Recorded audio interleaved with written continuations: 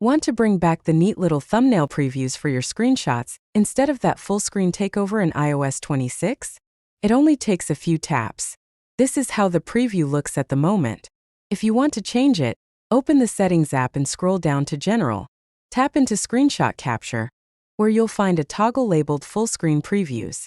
Flip that off, and the next time you take a screenshot, it will slide in as a small thumbnail in the corner, just like it did in earlier iOS versions, so you can continue browsing without interruption. That thumbnail still gives you instant access to markup or share. Tap it if you want to crop, annotate, or send it right away. If you ignore it, it disappears after a few seconds and saves quietly to your Photos library. You won't lose any functionality, but you'll regain that uncluttered workflow you're used to. That's all there is to it. No extra downloads or complex workarounds needed. If this tip helped you, tap like, share your favorite iOS tweak in the comments, and subscribe for more quick Apple tutorials.